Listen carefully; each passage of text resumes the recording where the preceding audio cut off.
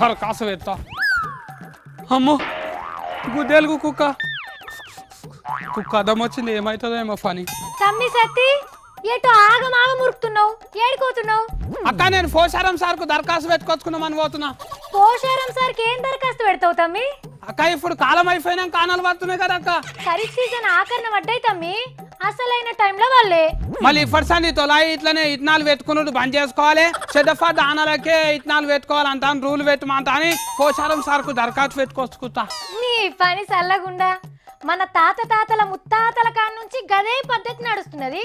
ఇప్పుడు కాలం అయితే లేదని ఇప్పుడు పంట వేసుకున్నాడు బంద్ చేస్తారు ఎవరైనా. వ్యవసాయం చేసినప్పుడు మబ్బులకి వెళ్ళి ఆనలు పడేటివి అక్క, కానీ ఇప్పుడు బంగాళాఖాతంలో తుఫాన్ అయితేనే ఆనలు పడుతున్నాయి. అయ్యో సముద్రం తమ్మి, అది దాని పేరు బంగాళాఖాతం కాదు, బంగాళాఖాతం. గదే మళ్ళా ఇప్పటిసండి బంగాళాఖాతంలో తుఫాను పుట్టించట్టు చూడమంట అని పోసారం సార్కు దరఖాస్తులో రాసుకున్న మంచిగా ఇంట్లో. అదేమన్నా అగ్గి పుల్లతోని పుట్టించమంట అనుకున్నావా తమ్మి?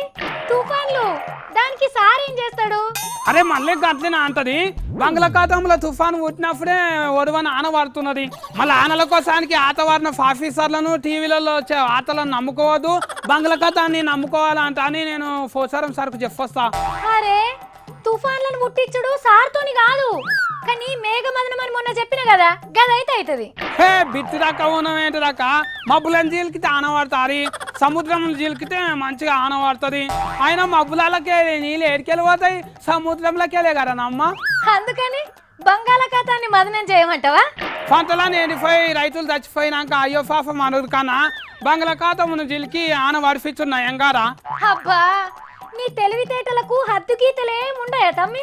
గీత గీసుకుంటే దమాకు పని చేయరాక, అందులోనే తిరుగుతుంటది, పాతకు లేని దమాకు నారి. మంచిది కానీ గట్ల కాకుండా సార్ని ఏ టైంలో ఎసొంటి పంటలు వేయాలి, నీళ్లు లేని జాగల కాడ ఏ మిత్తనం వేయాలి, కిసొంటి సలహాలు ఇవ్వమని చెప్పు.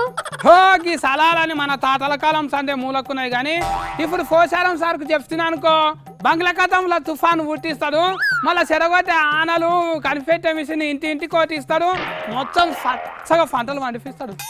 ఈ తుఫాన్ పడితేనే వానలు వస్తాయన్న ముచ్చట నీకెవరు చెప్పిను తమ్మి? ఏమో తుఫాను అని చంపుతున్నావు నన్ను.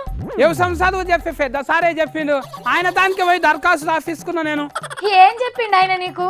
మళ్ళా బంగాళాఖాతం అరేబయ్య సముద్రంలో తుఫాను ఉడితేనే ఆనలు పడతాయంట, మళ్ళా రుషిపవనాలు అవే మలుపుకొస్తాయంట. మంచి ముచ్చటనే తెలుసుకున్నావు, అది కరెక్టే గాని తుఫాన్లు పుట్టియమని పోసారం సార్కి సీదా దరఖాస్తు పెడితే అది జల్లదు తమ్మి. ఎందుకు జల్లరి? నేనేమన్నా బిత్తిలోనే అనుకుంటున్నావా? ఫారూఫాల బాండి పేపర్ మీద రాసుకపోతున్నా, ఇగో ఈ మూలకు ఈ స్టాంప్ కూడా వేయించుకున్నా, ఎందుకు జల్లదో చూసుకున్నాం. ఇక నీ తెలివి తెల్లపిల్ల ఎక్కపోను. మొత్తం సార్కు చెప్పి వ్యవసాయం మారుమంట, ఆయితు ఊనంగానే ఆనకాలం కాదు, ఆనలు ఎప్పుడు పడితే అప్పుడే ఆనకాలం అంట అని క్యాలెండర్లో రాయమంట అని చెప్తా. అక్క సీకట్ అయితే ఆఫీస్ బంద్ చేస్తాను, మేము పోతా జల్దీ. అయ్యయ్యో ఆగాగు తమ్మి, నా మాట ఏడింటాడు. కానీ చూసిండ్రా ఈ నడుమ మా తమ్ముడు చేసే పనులన్నీ మస్తు కన్ఫ్యూజ్ చేస్తున్నాయి అనుకోండి.